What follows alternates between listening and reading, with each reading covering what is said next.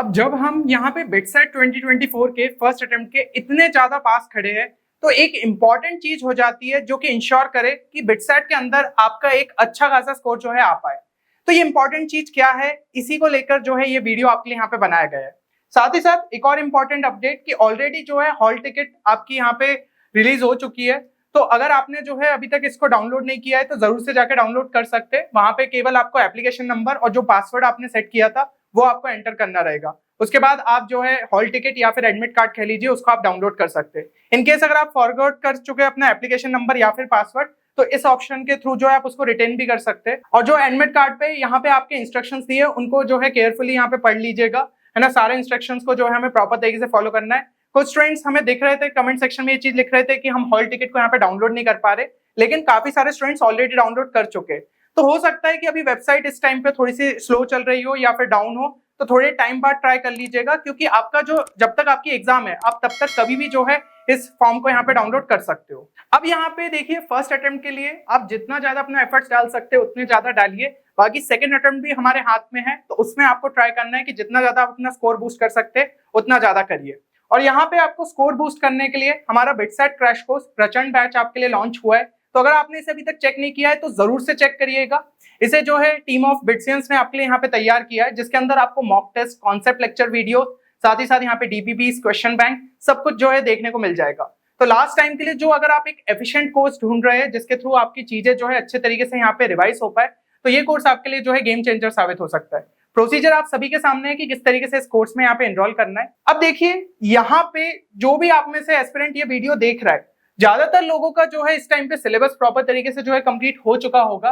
Theory plus question solving में मानते हुए चल रहा हूं, क्योंकि सिर्फ थ्योरी करने से तो पेपर नहीं निकलेगा। जब तक हमें प्रॉब्लम्स का यहाँ पे आइडिया नहीं रहेगा तब तक आपको जो है यहाँ पे एग्जाम में जो है उतना ज्यादा मतलब कॉन्फिडेंस नहीं आता है। साथ ही साथ आपने जो है मेरे हिसाब से यहाँ पे रिवीजन भी अच्छे तरीके से कर लिया होगा, क्योंकि डायरेक्ट फॉर्मूला बेस्ड क्वेश्चंस हमें इस एग्जाम के अंदर देखने को मिलते हैं। तो फॉर्मूलेस जो है आपको अच्छे तरीके से यहाँ पे मेमोराइज हो जाने चाहिए। इसके अलावा जो है एलआर एंड इंग्लिश एक अलग सा आपका सेक्शन रहता है जो कि हमें जेई में नहीं देखने को मिलता, तो इसकी प्रैक्टिस जो है आपको अच्छे तरीके से कर लेनी है। मॉक टेस्ट जो है प्रॉपर तरीके से यहाँ पे अटेम्प्ट कर लेना है, उनका प्रॉपर तरीके से यहाँ पे एनालिसिस आपको करना है। ये सब चीजें करने के बावजूद भी आप क्या चीज जो है यहाँ पे मिस कर रहे हो, तो यहाँ पे जो चीज आप मिस कर रहे हो वो आपका यहाँ पे हो जाती है एक प्रॉपर आपकी पेपर अटेम्प्टिंग स्ट्रेटजी। ठीक है, अगर आप जो है यहाँ पे पहले से एक दिमाग में जो है स्ट्रेटजी नहीं तैयार रखेंगे कि किस ऑर्डर में जो है हमें क्वेश्चंस को यहाँ पे अटेम्प्ट करना है, या फिर जो है कुछ आपको ये पहले से पता रहे कि हाँ इस तरीके से हम चलेंगे तो पेपर जो है हमारा टाइम से पहले यहाँ पे कंप्लीट हो पाएगा। तो ये चीजें आपको जो है पेपर से पहले ही खुद को यहाँ पे तैयार करना होगा। और यहाँ पे जो है आप में से कई सारे स्टूडेंट्स की डिमांड आ रही थी कि भैया जो बिटसेट फर्स्ट अटेम्प्ट के सभी आपकी शिफ्ट्स होगी, उसके जो है प्रॉपर तरीके से यहाँ पे रिव्यू लेके आए और जितने भी यहाँ पे मेमोरी बेस्ड क्वेश्चंस प्रोवाइड कर सकते हैं वो जरूर से प्रोवाइड करिए। तो अगर आप भी ये सेम चीज चाहते हैं तो इस वीडियो को जरूर से लाइक करिएगा। एक छोटा सा टारगेट हम लेते हुए चल रहे हैं इस वीडियो पे, ताकि हमें समझ में आए कि आप में से कितने सारे स्टूडेंट्स जो है इस वीडियो को यहाँ पे चाहते हैं। अब देखिए यहाँ पे अगर आप जो है कोई भी पेपर अटेम्प्ट करेंगे तो उसके लिए सबसे जरूरी हो जाता है कि एक सब्जेक्ट ऑर्डर जो है आप दिमाग में यहाँ पे सेट कर लो। क्योंकि सब्जेक्ट ऑर्डर हमें किस बेसिस पे यहाँ पे डिसाइड करना चाहिए, जिस सब्जेक्ट को लेकर अगर आप जो है अच्छे खासे यहाँ पे कॉन्फिडेंट हो, अगर उससे स्टार्ट करोगे तो कहीं ना कहीं आप मोटिवेटेड फील करोगे। और कभी कभी ऐसा होता है कि कुछ क्वेश्चंस जो हमसे नहीं भी बन रहे होते वो बन जाते हैं, क्योंकि हम ऑलरेडी इतना जो है अटेम्प्ट कर चुके रहते कि हमें एक कॉन्फिडेंस आ जाता है। तो यहाँ पे अगर मेरे हिसाब से आपने जो है प्रॉपर तरीके से मॉक टेस्ट दिए होंगे तो अब तक आपको जो है ये चीज क्लियर हो गई होगी कि क्या सब्जेक्ट ऑर्डर जो है आपको यहाँ पे फॉलो करना है ना। तो उसको आप जो है फॉलो कर सकते हैं। इन केस अगर आपने जो है प्रॉपर तरीके से यहाँ पे मॉक टेस्ट नहीं दिए और आपके दिमाग में कोई सब्जेक्ट ऑर्डर नहीं है, तो सिंपली आप क्या कर सकते हो, एलआर एंड इंग्लिश से यहाँ पे स्टार्ट कर लो, फिर आप जो है यहाँ पे केमिस्ट्री को उठा के देख सकते हो, फिर फिजिक्स को, लास्ट में मैथ्स को, क्योंकि मैथ्स थोड़ा सा यहाँ पे लेंथियर साइड पे पड़ता है, तो ये ऑर्डर आपके लिए जो है फेवरेबल हो सकता है। अच्छा, यहाँ पे अगर आप चाहते हैं कि नहीं हो सकता है एलआर एंड इंग्लिश यहाँ पे आपका एज अ सब्स्टिट्यूट काम कर जाए, कि मान लो केमिस्ट्री या फिजिक्स में किसी पोर्शन में ज्यादा टाइम दे दिया तो एलआर एंड इंग्लिश हम जल्दी कर ले, तो ये ऑर्डर भी आप फॉलो कर सकते हो कि सबसे पहले केमिस्ट्री कर लिया फिर फिजिक्स में कर लिया। मान लीजिए यहाँ पे फिजिक्स में थोड़ा सा टाइम ज्यादा लग गया तो एलआर एंड इंग्लिश में अपनी स्पीड बढ़ाते हुए उसको जो है जल्दी सॉल्व किया ताकि मैथ्स के लिए आपके पास टाइम बचे। तो दोनों में से कोई भी ऑर्डर जो है आप यहाँ पे प्रॉपर तरीके से फॉलो कर सकते हो। और जैसा कि मैंने यहाँ पे बताया कि इस चीज को समझने के लिए मॉक टेस्ट देना काफी ज्यादा जरूरी है।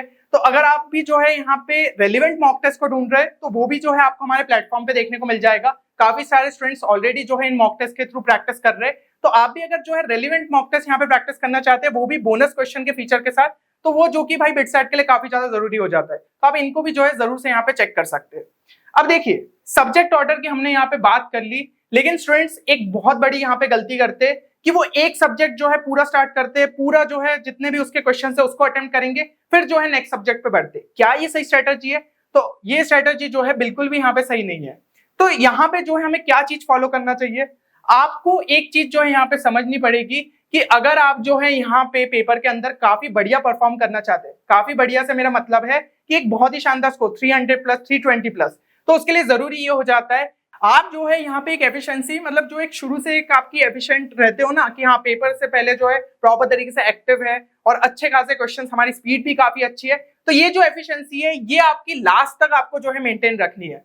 लेकिन ये एक आइडियल केस हो गया, क्योंकि हम जानते हैं कि पेपर में जब हम क्वेश्चन सॉल्व करते हैं तो शुरू का 1 घंटा काफी बढ़िया रहता है, फिर धीमे धीमे हमारी भी एनर्जी थोड़ी सी डाउन होते जाती है और लास्ट तक जाते जाते कहीं ना कहीं थोड़ा सा आलस भी आने लगता है और क्वेश्चन हमसे कम बनते हैं। तो ये चीज हम जो है समझ रहे। तो एक एवरेज एस्पिरेंट का अगर हम यहाँ पे केस ले तो पहले घंटे के अंदर जो है उसकी एफिशिएंसी अपन ने मान ली 85 to 100% के बीच में हमारी यहाँ पे, तो यहाँ पे आप जो है मैक्सिमम क्वेश्चंस को अटेम्प्ट कर सकते हो। नेक्स्ट अगर हम सेकंड आवर की बात करें, यहाँ पे एफिशिएंसी थोड़ी सी गिरती है, तो इस टाइम पे आपको ट्राई करना चाहिए कि आप अपने स्कोर को ज्यादा से ज्यादा यहाँ पे बूस्ट करें।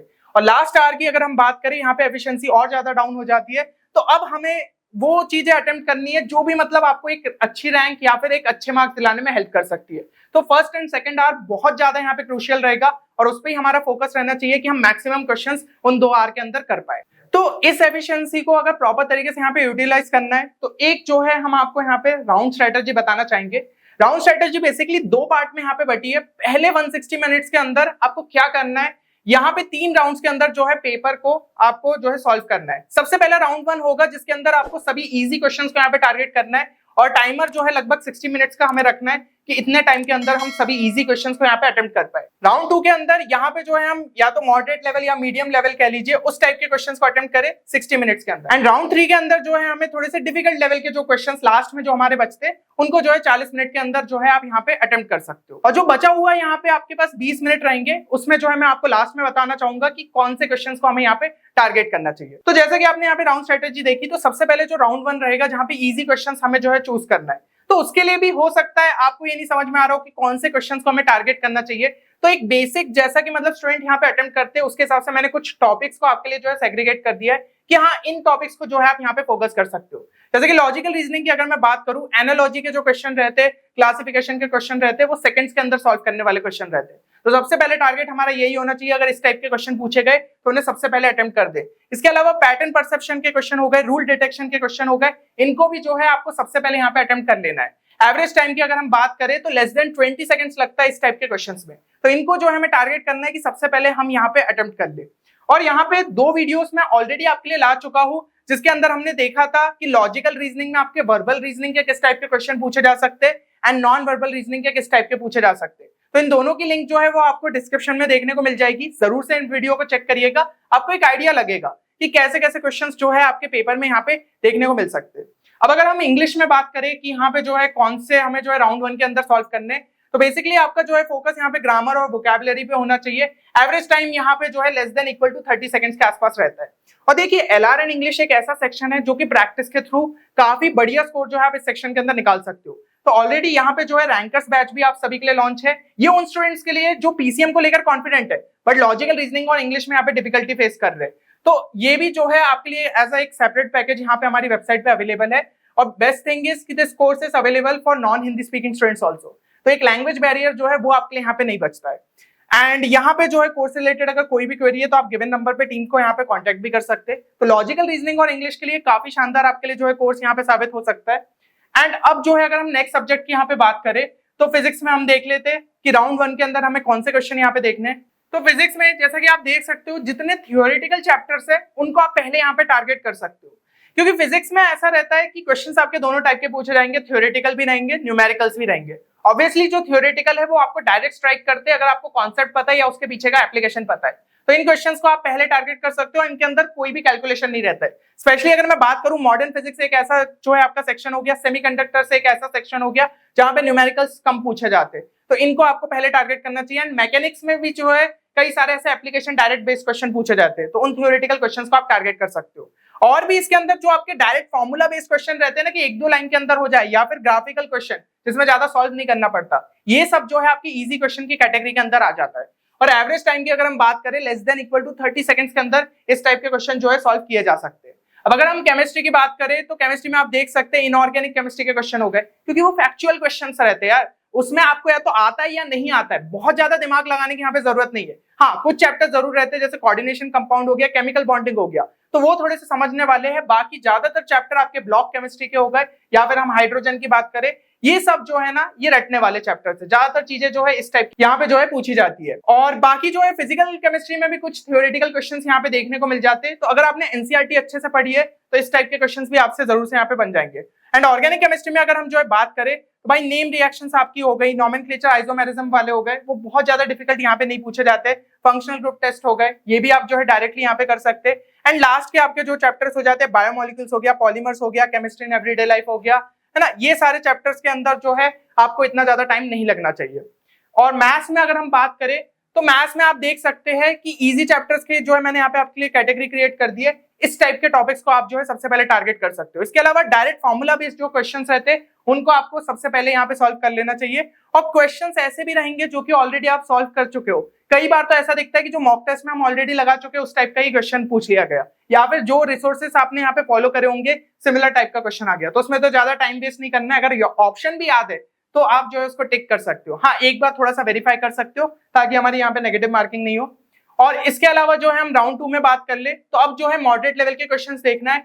अगर लॉजिकल रीजनिंग में बात करें, सीरीज चार्ट लॉजिक के इस टाइप के क्वेश्चन जो है हमारे मॉडरेट कैटेगरी में आते हैं। पेपर कटिंग हो गया, फिगर फॉर्मेशन एनालिसिस, ये सब भी जो है हमारे मॉडरेट कैटेगरी में आ जाते हैं। एवरेज टाइम यहाँ पे 20 से 40 सेकंड लगेगा लॉजिकल रीजनिंग सेक्शन में, क्योंकि लॉजिकल रीजनिंग के क्वेश्चंस वैसे भी ज्यादा टाइम टेकिंग नहीं होते, तो वो जो है सेक्शन हमारा यहाँ पे जल्दी होना चाहिए। अब बात कर ले अगर हम यहाँ पे इंग्लिश की, तो रीडिंग कॉम्प्रिहेंशन, देखिए कॉम्प्रिहेंशन बहुत लंबे नहीं आते, लेकिन टाइम जरूर लगता है कंपेयर टू अदर सेक्शन, है ना। तो अगर अदर टाइप के क्वेश्चन है तो उसमें आपको कम टाइम लगेगा, बट आरसी में थोड़ा सा टाइम लग जाता है।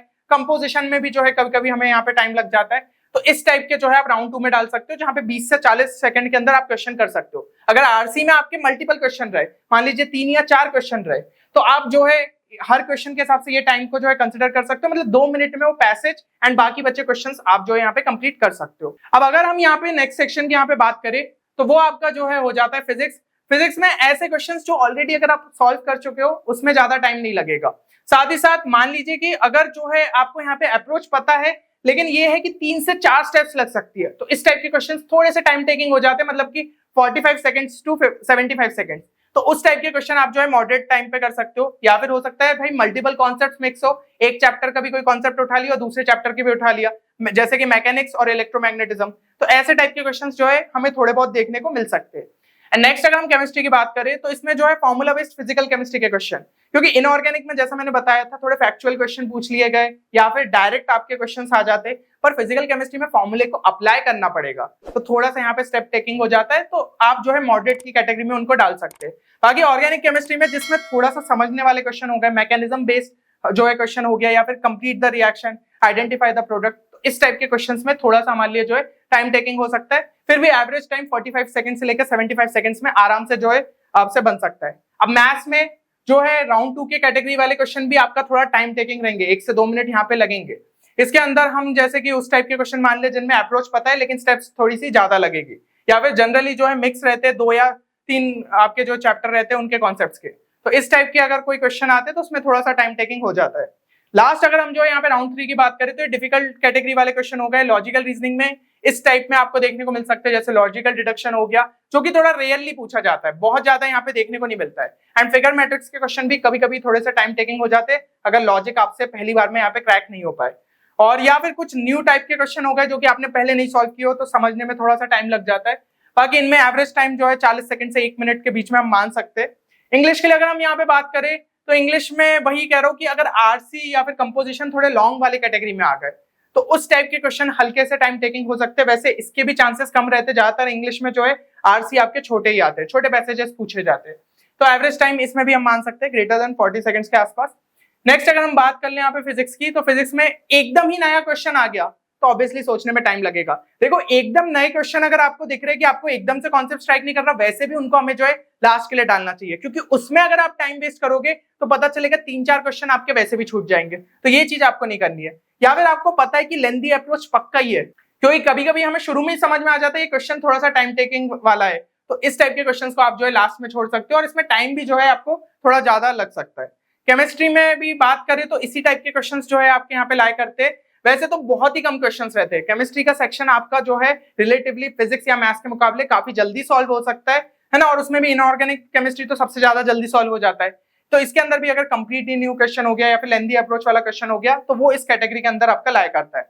अब मैथ्स में अगर हम बात करें तो जनरली इस टाइप के जो टॉपिक्स रहते हैं ना, उसमें आपके थोड़े से लेंथी अप्रोच वाले क्वेश्चंस रहते हैं, तो आप इनको जो है एक बार देख सकते हैं। अगर इस टाइप के क्वेश्चन आपको शुरू में यहाँ पे स्ट्राइक नहीं कर रहे तो उनको जो है आप लास्ट में छोड़ सकते हो, क्योंकि ये थोड़े से टाइम टेकिंग रहते हैं और उस टाइम के अंदर हम दूसरे क्वेश्चंस को यहाँ पे सॉल्व कर सकते हैं। ये चीज को हमें यहाँ पे ध्यान रखना है। अब ये कैसे चेक करें कि कौन सा क्वेश्चन किस कैटेगरी में है, क्योंकि एक बार जब हम एनालिसिस कर रहे हैं तो इसमें हम ज्यादा टाइम वेस्ट नहीं कर सकते। तो बेसिकली यहाँ पे जो है स्किमिंग टेक्निक आपको बहुत ज्यादा यूजफुल रहेगी। पिछले साल भी मैंने स्टूडेंट्स को ये जो है टेक्निक के बारे में बताया था, और जब भी वो मॉक टेस्ट के टाइम पे यूज कर रहे थे और अभी भी जो है यूज कर रहे हैं तो उनको एक अच्छा रिजल्ट दिख रहा है। स्किमिंग टेक्निक क्या है? बेसिकली जैसे ही आप क्वेश्चन देख रहे हो आपको ये समझना है कि उसके पीछे एक बेसिक आइडिया क्या है, वो किस चैप्टर का है, ताकि हमारा दिमाग जो है यहाँ पे फ्लो बना ले कि हाँ इस कैटेगरी का है, मुझे कितने अच्छे से वो आता है और उसके अंदर जो है क्या कॉन्सेप्ट यहाँ पे छुपा रह सकता है। और स्पेशली डायग्राम बेस्ड क्वेश्चंस तो बहुत ज्यादा इजी रहते हैं। जैसे कि अगर पीवी का ऐसा ग्राफ दे दिया तो हमें पता है कि यही टाइप का जो है क्वेश्चन पूछा जा सकता है, या तो वर्क डन वाला टाइप का हो गया, है ना। तो आपको जो है इंफॉर्मेशन के हिसाब से फटाफट एनालिसिस करना है, बहुत ज्यादा टाइम नहीं लेना, ज्यादा से ज्यादा 10 सेकंड भी लोगे तो अगले पता चला 20-30 सेकंड में आपका आंसर आ जाएगा, है ना। तो स्किमिंग टेक्निक को आपको जो है इस तरीके से यहाँ पे यूज करना है। और एक और चीज जो है याद रखिएगा कि अब हमारे पास जो है लास्ट के 20 मिनट है। तो जैसा कि हमने देखा था राउंड 1, राउंड 2 एंड राउंड 3 में आपके 160 मिनट्स यहाँ पे यूटिलाइज हो गए। लास्ट के 20 मिनट्स में अब उन सभी क्वेश्चंस पे अटैक करना है जो कि आपके छूट गए।